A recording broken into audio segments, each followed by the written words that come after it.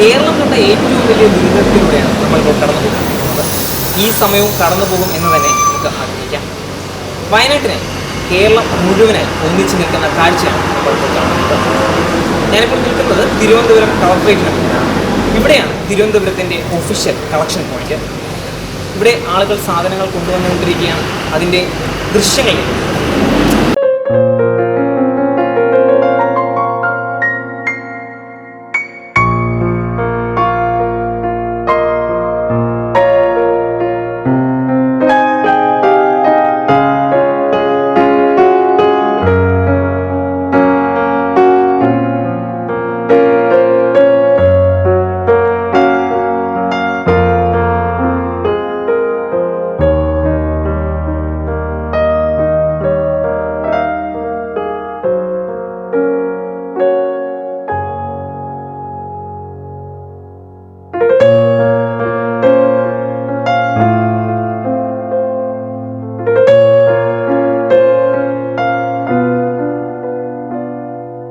വയനാടിനെ ഒരു കൈത്താങ്ങായി ജില്ലാ ദുരന്ത നിവാരണ അതോറിറ്റി ട്രിവാൻഡ്രവും ജില്ലാ ഭരണകൂടവും കൂടെ സംയുക്തമായി നമ്മളെ സന്നദ്ധരായ ആളുകളിൽ നിന്നുള്ള സാധനങ്ങൾ കളക്ട് ചെയ്യുക എന്നുള്ളതിൽ നിന്ന് 6 മണിയോടുകൂടി അവസാനിപ്പിക്കുകയാണ്.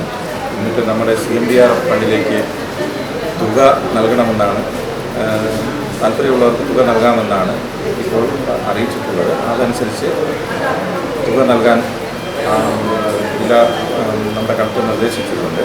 അത്തരത്തിൽ ഇനി സാധനങ്ങൾ അവിടെ ധാരാളം കിട്ടിയിട്ടുണ്ടെന്നാണ് അറിയുന്നത്. അതുകൊണ്ട് ഇപ്പം സാധനങ്ങൾ 6 മണിയോട് സാധനങ്ങളുടെ കളക്ഷൻ നിർത്തുകയാണ്. ഒരു ലോഡ് ഇതുവരെ ഒരു ലോഡ് പോയിട്ടുണ്ട്. ഇനിയിപ്പം 2-3 ലോഡ് ഇവിടെ നിന്ന് കയറ്റി അയക്കാനായിട്ട് നമ്മുടെ സ്റ്റോക്ക് എത്തിയിട്ടുണ്ട്. ഇവിടെ കൊണ്ടുവരികയാണ്. ആൾക്കാർ സന്നദ്ധരായ ഒരുപാട് പേര്, അതായത് തുണിക്കച്ചവടക്കാർ, തുണിക്കടക്കാർ, അല്ലാതെ വ്യക്തികളായി തന്നെ ഒത്തിരി സാധനങ്ങൾ ഇവിടെ എത്തിച്ചിട്ടുണ്ട്. വളരെ നല്ല സമീപനമാണ് നമ്മൾ ആ ജനങ്ങളോട് കാണിക്കുന്നത്. തലസ്ഥാനം കാണിക്കുന്നത് വളരെ മാതൃകാപരമായ ഒരു ആറ്റിറ്റ്യൂഡാണ് ഇവിടുത്തെ ജനങ്ങൾ കാണിച്ചത്.